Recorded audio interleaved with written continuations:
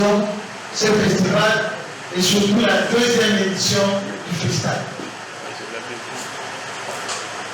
Après, nous allons remercier tous ceux qui nous ont soutenus, en commençant par vous-même qui êtes ici présents. Le CENPAF, Comité national pour la promotion de l'agriculture familiale à l'RDC, est une plateforme qui réunit les fêtières paysannes, Tounaba, Copaco, Inatico et les ONG qui les accompagnent dans la promotion de l'agriculture familiale. L'agriculture familiale est un mode de production basé sur la famille. Ce sont les ménages agricoles qui investissent dans la production végétale, animale, halieutique, piscicole, tout ça. Et notre objectif comme CENPAF, c'est militer pour les lois favorables à l'agriculture familiale et à l'alimentation saine, équilibrée et culturellement assainnie. Nous existons depuis 2013, donc ça va faire pratiquement 11 ans, et notre combat justement, c'est valoriser l'agriculture familiale et l'alimentation saine et équilibrée. Par rapport à notre mandat, nous avons constaté avec les partenaires, et les nutritionnistes qui sont ici vont nous les confirmer, nous avons beaucoup de maladies dues à l'alimentation. C'est comme ça, nous avons lancé en 2022 la campagne Malnourriture est africaine, je mange congolais, authenticité alimentaire. Dans le festival est une rencontre des acteurs engagés dans l'alimentation saine et équilibrée, pas seulement les agriculteurs, les transformateurs, les chercheurs, les consommateurs, tout le monde se retrouve pour réfléchir sur la qualité de l'alimentation. C'est comme ça que nous commençons le festival par la production des savoirs. Nous voulons que les gens mangent congolais. Mais est-ce que nous avons la nourriture congolaise? La première chose que nous avons faite, c'est produire les savoirs, produire une série de documents que vous verrez dehors, la cartographie des aliments traditionnels, les recettes culturelles congolaises, et aussi un glossaire pour une alimentation saine et équilibrée. Après avoir produit les savoirs, le deuxième défi, non seulement la sensibilisation, c'est la démonstration. Il faudrait démontrer que cette nourriture est de qualité et comment la préparer. Lorsqu'on a fini de démontrer, il faut que les gens dégustent. Et c'est comme ça l'idée nous est venue d'organiser le festival des aliments traditionnels et bons. Donc c'est une rencontre de savoir, de démonstration, de dégustation et de vente. Tous les salaires pas dans cette salle, ici nous allons produire encore les savoirs et lorsque nous sortirons pendant 3 jours, nous allons vivre la démonstration de la cuisson des aliments traditionnels et locaux, la démonstration des pratiques agroécologiques et nous allons déguster, nous allons manger tout ce qui est produit localement. C'est ça le sens du festival et nous avons commencé l'année passée. Aujourd'hui, c'est la deuxième édition. Elle ne sera pas la dernière. Pour les CENPAF, nous voulons institutionnaliser le festival. Que ce soit un moment important où tous les pays célèbrent l'alimentation saine et équilibrée issue de notre production. Nous sommes à la quête de la souveraineté alimentaire à partir de ce que nous avons. Parce que le pays est doté de merveilles que Dieu nous a données. Voilà donc le sens de ce festival que nous organisons pendant 3 jours, du 15 au 17. Pour réussir ce festival, nous avons bénéficié des appuis. Le premier appui, c'est celui de la République qui nous assure ici la paix, le gouvernement qui nous soutient à travers le ministère de l'Agriculture et Sécurité alimentaire. Il y a le FIDA à travers Patrick qui nous a soutenus. Il y a les autorités du CEPAF qui oriente l'action du secrétariat technique que nous dirigeons. Nous avons RTL qui nous a doté des stands et d'un colon qui nous accompagne, et vous tous ici présents qui venez assister à cette partie scientifique et ceux qui viendront pendant ces 2 jours de fête, de savoir et de fête. Nous voulons remercier aussi tous ceux qui vont intervenir, les professeurs qui viennent de l'université, la FAO à travers M. Laurent, les nutritionnistes à travers le Dr. Désiré qui est présent. Au nom donc du CEPAF, nous vous disons merci et nous vous souhaitons un bon festal. Distingués invités, mesdames, mesdemoiselles et messieurs, pendant 3 jours, vous aurez à échanger, à débattre sur les différents défis liés à la promotion et à la consommation de produits alimentaires traditionnels et locaux. C'est l'espace pour attirer l'attention de notre gouvernement afin qu'il prenne les mesures pour garantir la souveraineté alimentaire grâce à la valorisation des aliments traditionnels et locaux. Vous aurez à observer les démonstrations culinaires, vous aurez non seulement à déguster, mais à vous regarder des mets authentiques.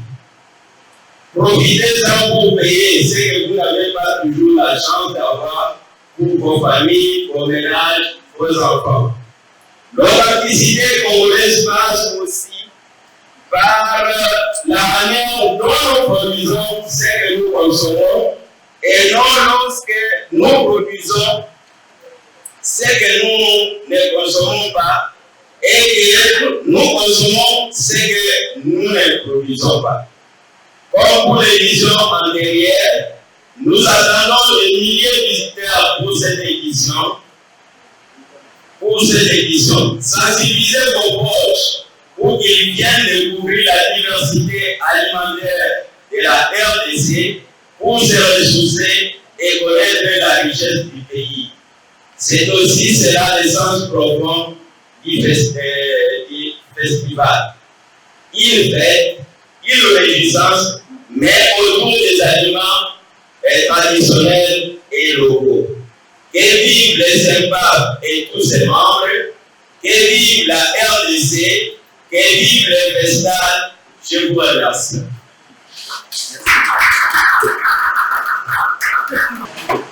Monsieur le membre du Comité national pour la promotion et la culture familiale en RDC,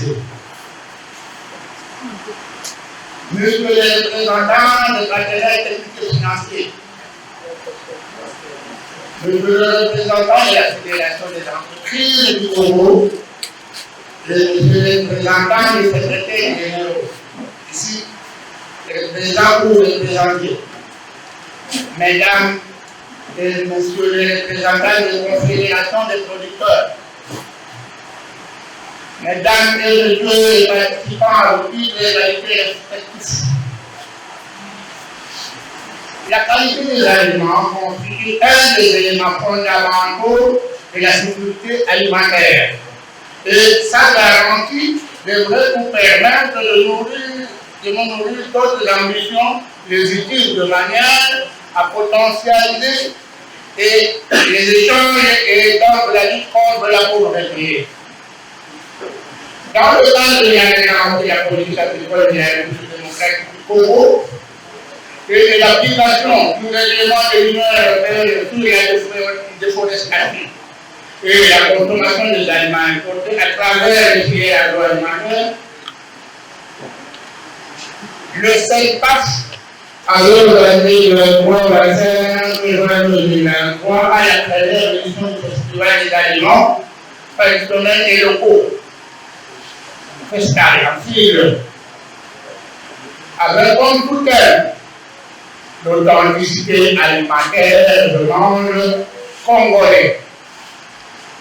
Ceci a amené la population à adopter la consommation des produits sains et une alimentation culturellement appropriée à partir d'une agriculture respectueuse de l'environnement par la consommation des aliments traditionnels et locaux. Pour la mise en œuvre de cette initiative, il serait souhaitable, oui, il a déjà été fait, d'organiser une campagne de sensibilisation et d'évaluation afin d'élaborer la carte des paysans et identifier les producteurs transformateurs des aliments traditionnels et locaux. Et dans le domaine, la réussite est la première édition. Je peux vous assurer que le ministère de l'Agriculture et de la Sécurité alimentaire, à travers le secrétariat général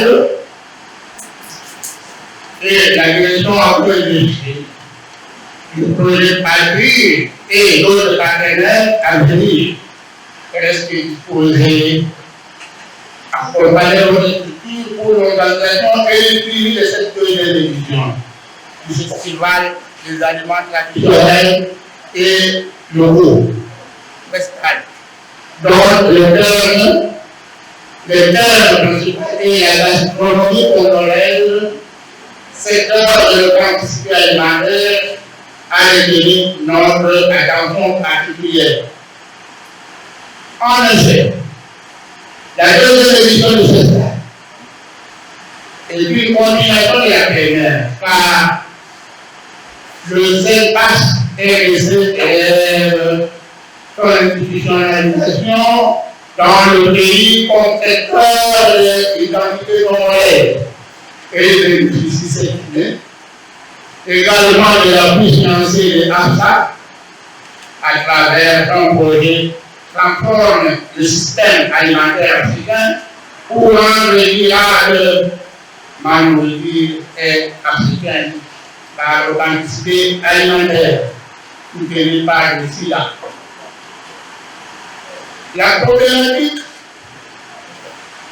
est la valorisation des aliments traditionnels et la place de l'agroécologie pour une alimentation saine, équilibrée, avec comme thème la gastronomie congolaise, vecteur de l'authenticité alimentaire, je mange congolais. La gamme de la population est de voir notre recette traditionnelle locale et de labelliser afin de connaître une reconnaissance nationale et internationale de personnes qui les promettent, qui les promeuvent, qui les produisent. Monsieur, les membres du comité national de la promotion de l'agriculture familiale en RDC, monsieur le représentant des partenaires techniques et financiers, monsieur le représentant de la Fédération des entreprises du Congo, monsieur le représentant du secrétaire général, mesdames et messieurs les représentants de la Confédération des producteurs, mesdames et messieurs les participants à produire de qualité. Le gouvernement de la RDC, au travers du ministère de l'Agriculture et de la Sécurité alimentaire, s'engage résolument vers le développement durable de l'alimentation et la transformation des aliments traditionnels et locaux.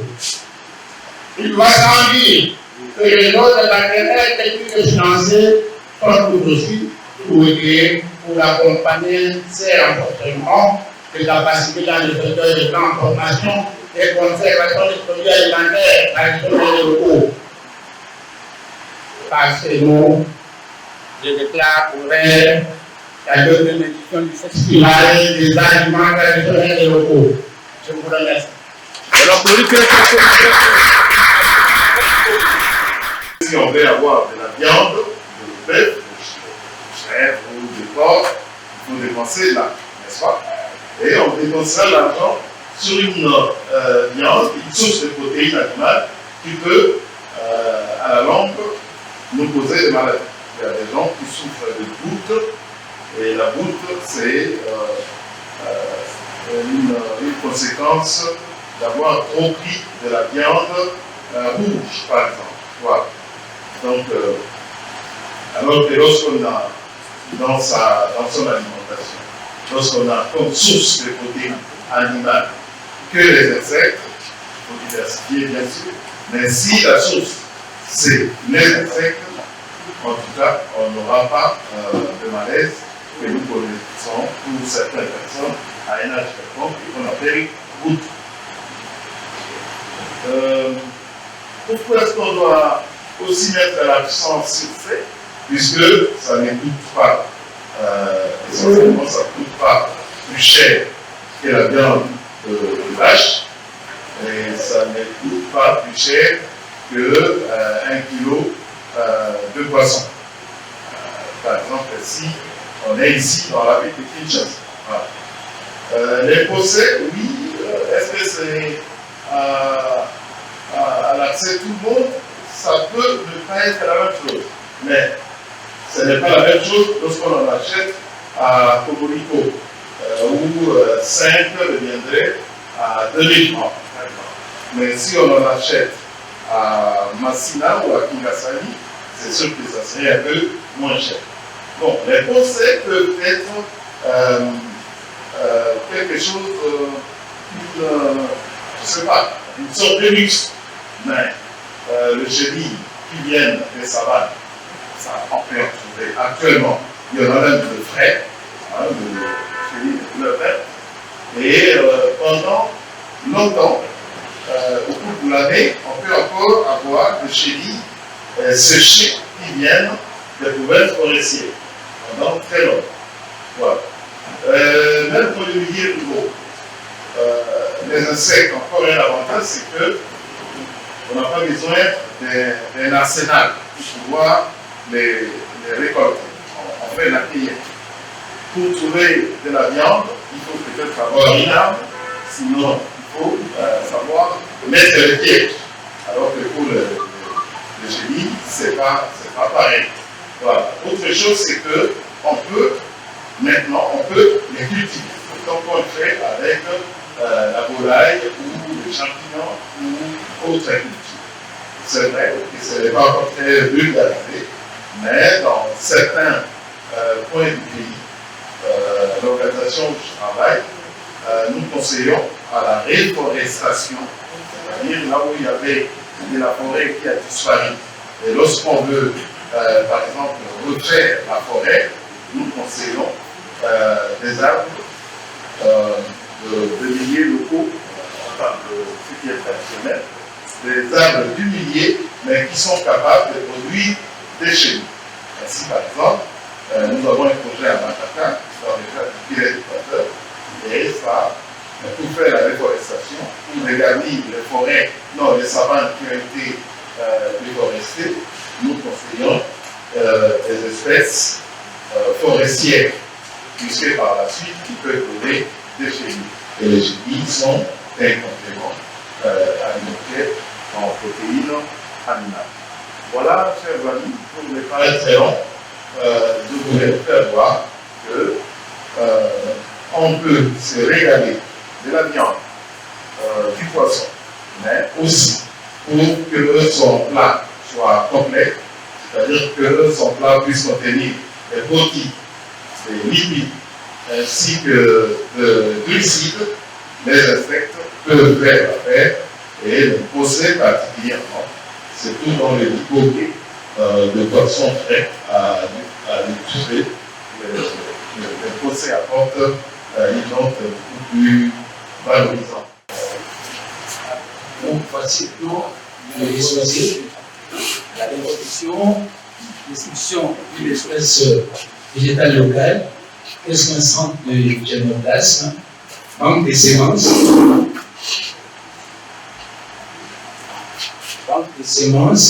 et conclusions et perspectives.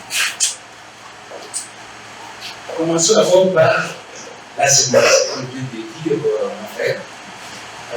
Vous savez tous que la sémence, c'est ce qui permet de nous avoir vraiment la plante, et même pour les animaux aussi. Mais je vais parler de plus des productions végétales. En ce qui concerne la production végétale, lorsqu'on parle de sémences, nous parlons beaucoup plus de la multiplication générative et végétative. Concernant la multiplication générative, c'est pour avoir des graines. Vous comprenez? Donc, lorsqu'il y a croisement d'une plante ayant des fleurs mâles et une autre plante ayant des fleurs femelles. Ça va donner des fruits. Et dans les fruits, on peut trouver des graines. C'est aussi des semences.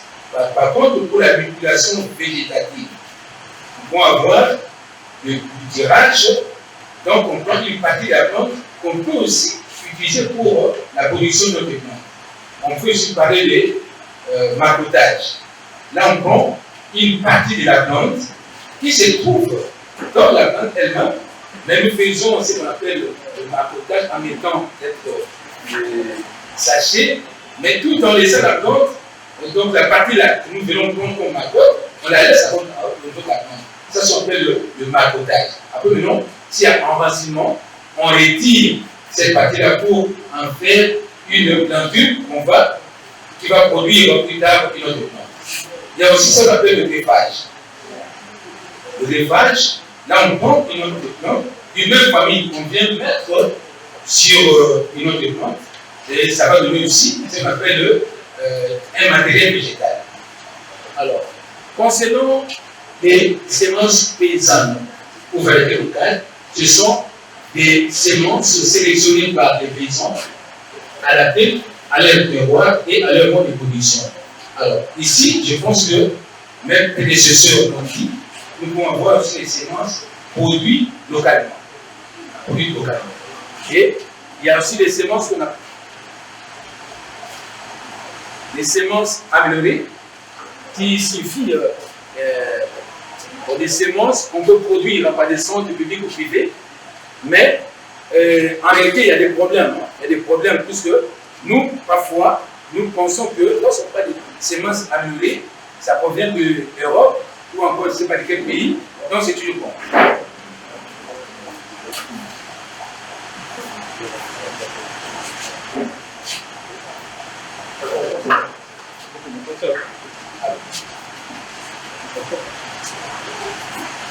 Je vais continuer comme ça. Voilà. Je prends ça. Pile, s'il vous plaît. Pile. Allez.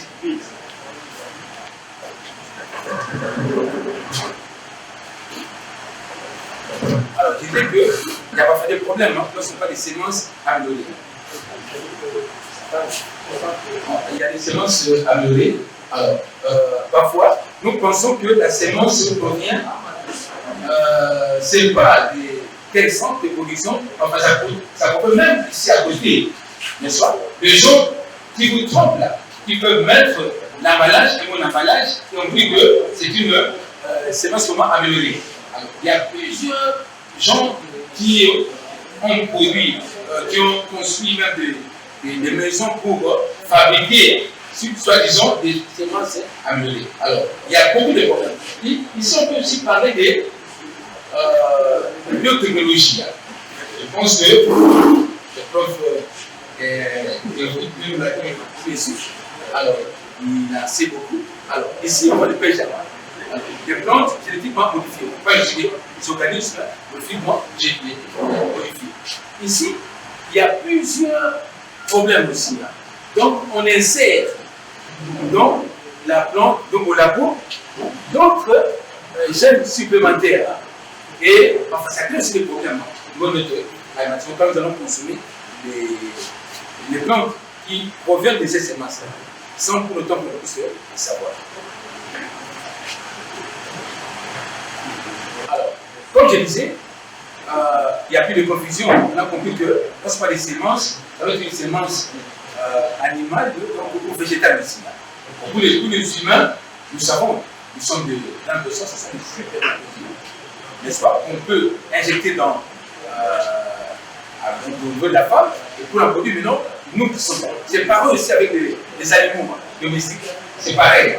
C'est le même principe. Mais ici, nous allons beaucoup plus parler des espèces végétales. Et à partir des espèces végétales, nous pouvons avoir ce qu'on appelle les semences. Oui. Donc, c'est vraiment simple.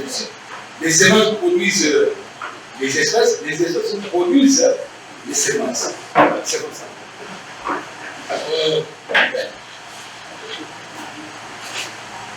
Alors, ici, je prends une discussion d'une chef locale et Madame Mali. Je pense que les gens connaissent ça.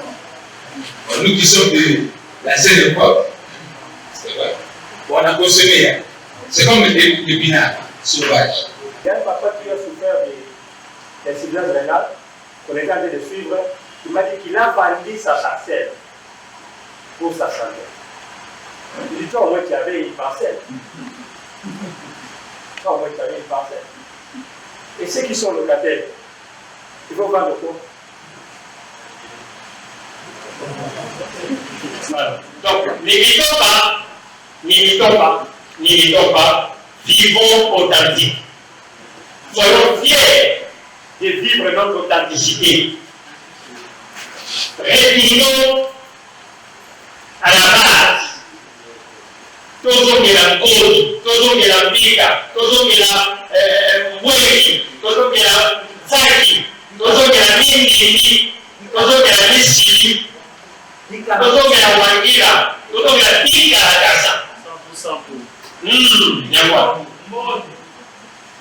Celui qui a mandé 1000 tonnes de matériel, à l'équipe, vous avez pizza, et si vous avez pizza, et puis on a dit, qu'est-ce qui est plus cher? 1000 tonnes de matériel, et pizza, qu'est-ce qui est plus cher?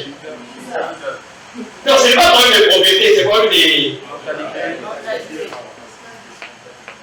Voilà, c'était ça mon exposé. Je suis très fier de cette initiative. Et considérez-nous comme vos partenaires permanents. Et nous vous considérons comme tels. Parce que nous voulons éradiquer des mauvaises habitudes liées à l'assiette. Nous sommes là chaque jour sur terrain. Nous sommes dans les hôpitaux, les églises, les universités, pour commencer la population à rentrer dans l'assiette authentique. Et cette initiative, nous la louons et nous continuons à lutter ensemble pour donner de la valeur à ce qui est naturel, parce que c'est la vie qui a le temps. Que Dieu bénisse.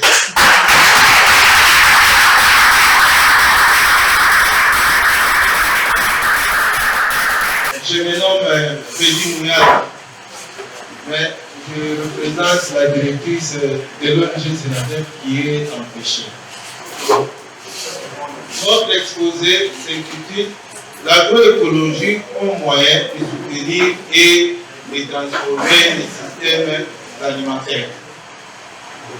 Distingués invités à vos titres qualifiés respectifs. Durant des décennies, les politiques agricoles et les luttes contre la faim en RD Congo se sont essentiellement préoccupées de l'augmentation de la production agricole en vue de satisfaire les besoins alimentaires des populations. Malgré les multiples efforts consentis, les résultats sont toujours dans les temps. Augmentation de la faim, exposition à la malnutrition, carence alimentaire, dégradation environnementale, perte de biodiversité et réchauffement climatique. Avec les pratiques agricoles actuelles, l'augmentation de la demande suite à la croissance démographique entraînera une concurrence plus intense pour les ressources naturelles et une surexploitation de celles-ci. D'où la nécessité d'un processus de transformation qui tient compte des contextes locaux et s'appuie sur les connaissances traditionnelles et sur l'innovation. Ainsi, l'agroécologie constitue l'une des voies importantes qui contribuent non seulement à la sécurité alimentaire et à la nutrition, mais aussi à l'atteinte des objectifs de développement durable. Elle peut aussi servir pour lutter contre la pauvreté et la faim et à la production raisonnable en appliquant les principes écologiques pour concevoir et gérer les agro-écosystèmes de manière plus durable et plus productive. L'ancien rapporteur spécial des Nations Unies sur le droit à l'alimentation a souligné en 2010 que l'adoption des méthodes agroécologiques permettraient d'éduquer la productivité dans les régions où vivent les personnes souffrant de la faim. Récemment, des scientifiques ont évalué des initiatives d'intensification durable dans les domaines agricoles dans le monde entier et ont estimé que 29% de toutes les exploitations agricoles recourent à une forme revue des systèmes d'intensification durable sur 9% des terres agricoles du monde. Ils ont compris que l'adoption des systèmes durables pourrait bientôt approcher un tournant impliquant une transformation à l'échelle mondiale. Qu'est-ce que l'agroécologie? En tant que science, l'agroécologie est apparue vers les années 1960, lorsque les scientifiques ont étudié des interactions entre les récoltes et l'environnement. Alteri, en 1995, a défini l'agroécologie comme l'application de la science écologique à l'étude, à la conception et à la gestion de l'agriculture durable. Toutefois, il n'existe pas de définition qui fasse consensus parmi les commentaires de l'agroécologie. Certains considèrent l'agroécologie toute agriculture utilisant moins d'intrants, alors que d'autres y voient une conception de l'agriculture entièrement nouvelle, donc la recherche et complémentarité entre les espèces, la gestion de l'eau, le reboisement, la lutte contre l'érosion, la relocalisation de l'économie et la revalorisation des connaissances. En tant que discipline scientifique, l'agroécologie n'est pas prescriptive, c'est-à-dire elle ne fournit pas de recettes, de normes ou de kits techniques. Elle vise à concilier dans la durée la productivité des systèmes agricoles et la préservation des ressources naturelles en eau, sol et la biodiversité. Elle tient aussi compte des composantes économiques, sociales et environnementales pour combiner les pratiques permettant un équilibre entre les personnes, les activités agricoles et les milieux dont ils vivent. Les cinq principes cardinaux de l'agroécologie sont la réduction de l'utilisation d'intrants artificiels qui visent à l'environnement. Pour les étudiants, comme je l'ai dit, les professeurs, les invités, chers camarades, représentants de l'organisation paysanne présente ici, c'est pour nous un grand honneur. Nous sommes la Confédération nationale des producteurs agricoles du Congo. Et donc c'est pour nous un grand honneur que vous nous avez fait en répondant à cette invitation qui vous a été faite sur ce sujet qui est très important, le FESTAL. C'est très important. J'ai oublié, j'ai laissé mon discours, mais je vais dire les grandes lignes qui sont essentielles et que nous devons retenir.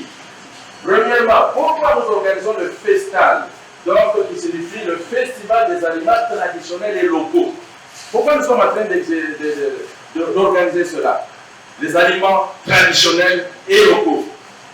Je venais de suivre ici le prédécesseur qui a fait le lien entre ce que nous consommons et avec notre santé. Moi, je vais faire un petit pont entre ce que nous consommons et l'impact sur l'économie, sur les petits producteurs et sur l'agriculture familiale que nous dépendons. Parce qu'au niveau de la Conabac, nous dépendons l'agriculture familiale. C'est ça que nous défendons. Et je suis bien aussi le prédécesseur dit donc toutes les conséquences et comment nous nous comportons. Donc nous avons encore un problème au niveau de notre mental. Parce qu'il a parlé, quand quelqu'un va au restaurant, il va dire, bon, il va chercher chez toutes les jeunes filles et les jeunes gens, il va plus préférer les aliments exotiques. Les aliments qui viennent de l'extérieur, il va préférer prendre son shawarma il va préférer son tabac, des choses comme ça. Des aliments qui viennent de l'extérieur. On ne sait pas comment c'est composé. Et c'est comme ça qu'il a parlé du danger qu'il y a à ce que nous sommes en train de consommer. Et ça, c'est très sérieux. Il y a quelqu'un qui disait que nous-mêmes, nous creusons notre propre tombe avec nos propres dents, avec notre bouche. Ça signifie que c'est ce que nous mangeons qui nous amène dans la tombe. Donc, nous creusons notre tombe avec notre bouche. Donc, ce que nous mangeons, ça nous amène vers la tombe. Et c'est comme ça que nous devons veiller. C'est ainsi que nous avons pensé organiser ce festival ici. Parce que ce n'est pas un festival comme tout autre festival. Mais si nous le faisons, c'est pour que nous puissions soutenir ce que nous appelons l'agriculture familiale. Et rendez-vous compte, et qu'il est prouvé partout, à travers le monde, les Nations Unies, et nous faisons partie des Nations Unies, ont prouvé que c'est cette petite agriculture familiale que vous négligez, que vous semblez négliger, qui nourrit le monde. C'est cette agriculture-là, cette petite agriculture. Ce n'est pas l'agriculture avec des gros engins. C'est la petite agriculture de nos mamans. Nous allons revenir aussi à ce que notre collègue Frédéric vient de présenter sur l'agroécologie. Comment est-ce que nos mamans faisaient le champ? Mais la modernité nous a entraînés dans ce qu'on appelle la monoculture. C'est-à-dire qu'il faut raser les forêts et on va installer une culture. Mais maintenant, de plus en plus, la communauté scientifique est en train de se rendre compte des limites de ce système-là. Il y a des limites. Ce système de monoculture, tout ça, c'est limité. C'est quand on commence à revenir à l'agroécologie. Mais cette agroécologie, c'est quoi? Avant le très simple, on essaie d'expliquer ça comme scientifique, mais le très simple, c'est ce que notre maman fait au village. Quand vous allez dans le champ de notre maman au village, derrière sa classe, vous avez, il a son avocatier, il a son manguier, il a son bananier, il a un peu de tout. Et c'est ça le système agroécologique. Et donc ça fait que chaque plante qui est là, sa culture, fait que puisse garder la fertilité du sol, puisse donner une multitude de denrées à la maman qui fait ça. C'est tout simplement ça l'agroécologie. Et donc, pourquoi nous sommes en train de faire ça? Lorsque je reviens, comme je sais qu'il a dit, que les gens, quand ils vont dans les restaurants, ils vont préférer des mets exotiques, et qu'il faut que nous puissions travailler maintenant sur notre mandat. Maintenant, nous sommes en train de travailler sur ce que nous appelons le décolonial, ou la décolonisation. Non, il y a eu la décolonisation. Nous avons été colonisés par les Occidentaux, ils sont venus nous coloniser. Et pourquoi hier ils peuvent vivre, même parfois suffisamment fort jusqu'à 80 ans, et qu'au Congo, on traînait encore entre 55 et 60 ans. Donc, c'est qu'il y a de problèmes. Et alors, nous atterrirons maintenant sur cette question. C'est quoi la souveraineté alimentaire? Comment il faut le faire? Passons par le contexte, on peut avancer maintenant. Le contexte, justement, on avance. Voilà. C'est qu'on l'a dit, nous sommes un pays riche en ressources naturelles. Et la potentialité alimentaire sont énormes. Et si notre secteur agricole devrait valoriser tout cela, il deviendrait le secteur le plus productif du monde. Mais paradoxalement, aujourd'hui, nous le verrons tout à l'heure, notre pays traverse une crise alimentaire parce que la situation de l'insécurité alimentaire est énorme. Et je vous montrerai tout à l'heure le pourcentage de Congolais comme nous, mais qui sont dans une situation d'insécurité alimentaire. Et donc, s'il vous plaît, non, premier lien. Donc, non, premier lien. Hein? Oui, descendez. Juste.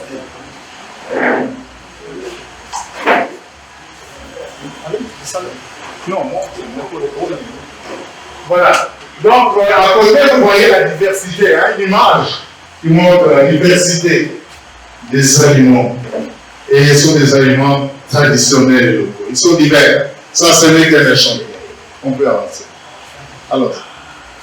Alors, conséquent, pourquoi tout cela? Malheureusement, le contexte, c'est ça, c'est la dépendance alimentaire. Plus de 80% des produits alimentaires de base sont importés. C'est importé, les produits sont importés. Et quand on dépend de l'importation, avec toutes les conséquences que ça entraîne. Vous voyez les bateaux à côté, les camions qui transportent tout cela. Ça vient de l'Occident, ça vient de l'Orient, ça vient même de nos pays voisins en Afrique. L'Ouganda, il y a des jours où vous voyez 200 camions qui sont à la frontière congolaise pour rentrer dans le Nord Kivu. Des camions viennent de la Zambie, de l'Afrique du Sud, pour alimenter le Bumbashi de Katanga. Et nous autres ici, vous avez à Lufu, tout ce qui vient d'Angola. Donc, nous dépendons de l'importation. Et conséquence de ça, les produits locaux sont peu valorisés, malgré les efforts de recherche qui sont effectués. Et puisque les aliments sont importés, on l'a dit, les prix montent, parce que la population est pauvre. Retenez que près de 75% des Congolais vivent avec moins de $2 par jour. Donc, ils sont dans la pauvreté. Et donc, même s'il y a des aliments sur le marché, ils sont disponibles, mais ils peuvent avoir accès à ces aliments parce qu'ils n'en ont pas le moyen. Leurs revenus ne leur permettent pas. Conséquence, c'est l'insécurité alimentaire.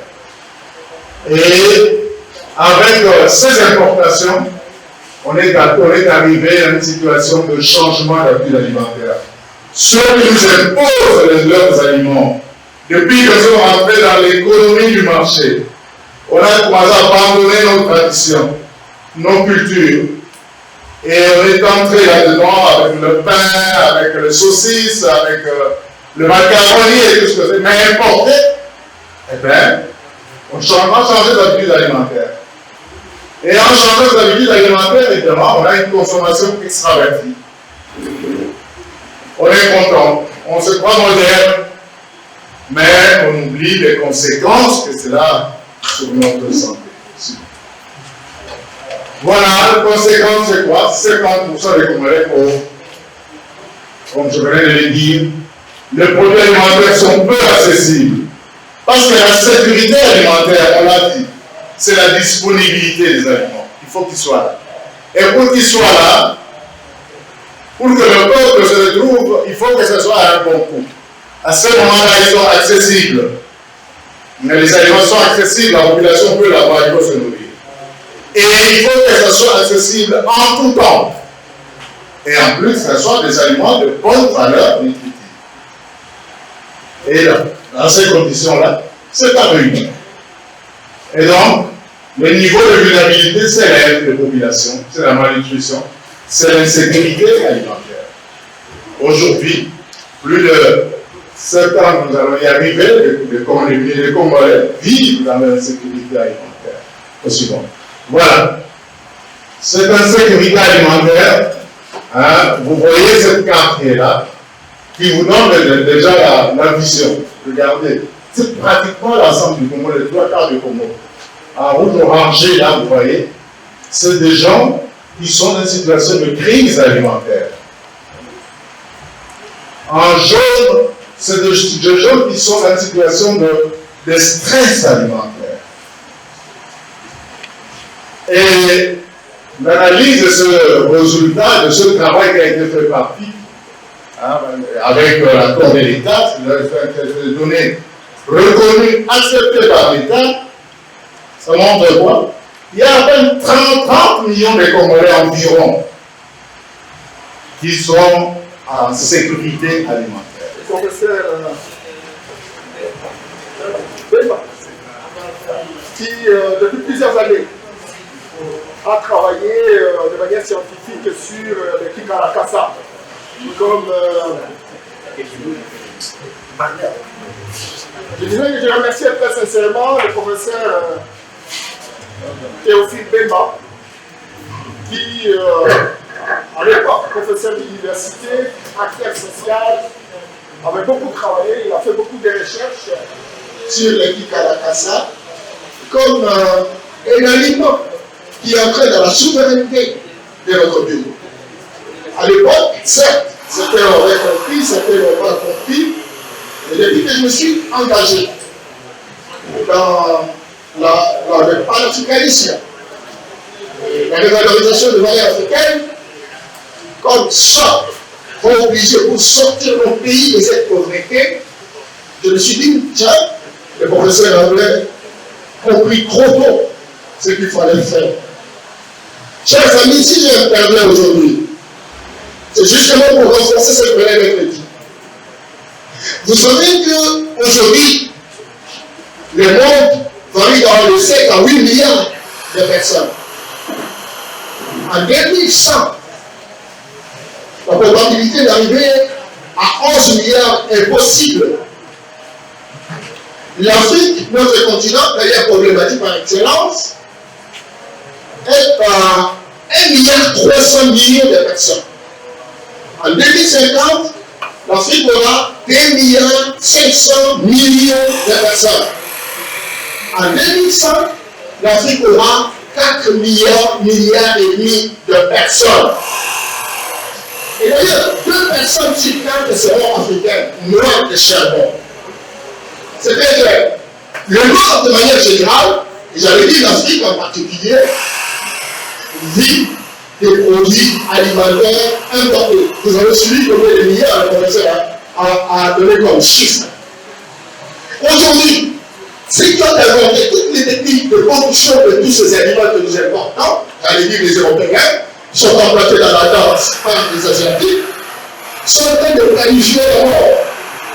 Il est très clair, en tout cas d'après certaines recherches, que j'ai dit visiblement consolider les convictions, 60% des aliments qui circulent dans notre société, qui sont importés de l'extérieur, notamment de l'Europe, ces aliments-là sont empoisonnés. Empoisonnés, ça veut pas dire mettre poudre et compagnie, etc. Il y a des aliments qui ont fait beaucoup de temps, soit utilisés, qui sont visiblement empoisonnés chez nous, mais il y a aussi une dose de toxiques qui sont émises dans ces aliments. L'idée, c'est quoi? L'idée, c'est de planifier la mort. Parce qu'aujourd'hui, l'Europe, on pourrait dire la race blanche, il y a de cela très longtemps, ils avaient un nombre d'habitants plus élevé que nous. Et voilà, dans 30 ans, nous sommes à 1,3 milliard et ils sont restés à 500. Avec la pauvreté dans nos pays, et donc il y a des migrations. Ils sont en train de craindre que les races disparaissent, parce qu'il y aura des meetings, et puis finalement, donc ils seront très amoindris. Qu'est-ce qu'il faut faire? Il faut créer des conditions telles qu'on puisse nous diminuer de manière sensible. Et surtout que nous sommes des bouches, éviter des bouches inutiles, nous croyons que chez eux, c'est les gouvernements, etc. Et donc, nous mourons, pour la plupart des cas, des aliments que nous consommons. Et donc, les Chinois, les Indiens, les Coréens sont en train de résister. Résister pourquoi? Simplement parce qu'ils ont réussi justement à comprendre le vertu de leurs plantes. Et ils utilisent leurs aliments au travers de leur propre production. Il n'y a pas trop de risques qu'ils importent pour que la mort soit planifiée. Le seul continent qui est resté problématique et qui n'a pas de préoccupation autour de cette question de souveraineté, d'indépendance alimentaire, c'est l'Afrique et l'Afrique subsaharienne que nous représentons. Et donc, moi je pense que aujourd'hui plus que jamais, pour éviter chaque jour, chacun voit reçoit un message, tel est mort, mais il y a un problème d'aliments. Non seulement d'aliments, mais il y a un problème aussi de médicaments. Mais si nous pouvons exporter notre